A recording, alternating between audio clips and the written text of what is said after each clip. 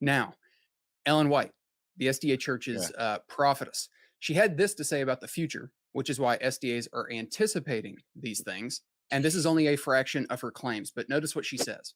Laws enforcing the observance of Sunday as the Sabbath will bring about a national apostasy from the principles of republicanism upon which the government has been founded. The religion of the papacy will be accepted by the rulers, and the law of God will be made void.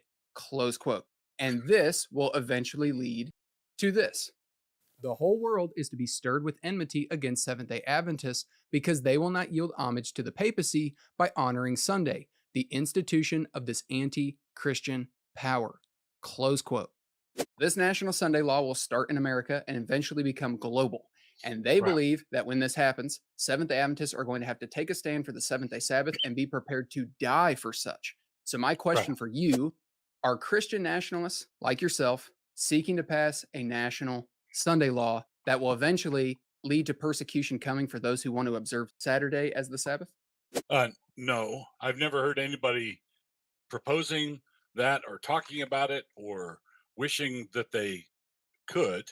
I do believe that the Sabbath is going to be part of a reformation of our morals. I don't believe the fourth commandment has been retired in any way. So if there is a national reformation and revival, I believe that that will result in a national honoring of the Lord's Day. I do believe that that's going to happen. But I'm a federalist. I don't think the mechanism for it ought to be the federal government. I believe that Sabbath laws, or what they used to be called blue laws, should be a municipal, local, county sort of thing, not national at all. Okay, and and I also believe that from the founding of our country down to the time when I was a young man, I was in the Navy when Virginia um, uh, jettisoned her blue laws, her Sunday laws. Um, and so, for virtually the entire history of the United States, we had legal protection for the Lord's Day, and it didn't lead to this persecution or genocide of Seventh Day Adventists. I have no problems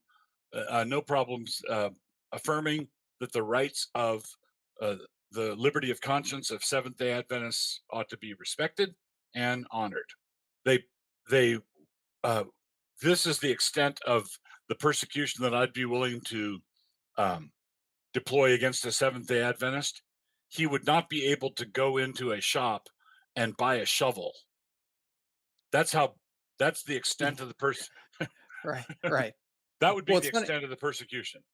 Well, it's funny because they love to point to the blue laws. They love to point to 1888 and these sorts of times in American history to try and say that that was kind of a precursor for what's coming. At the end of the 19th century, actually from a little beyond the middle to the end of the 19th century, there was a national reform movement to establish a national Sunday law. And many people were persecuted in certain states because they did not respect Sunday as a day of worship.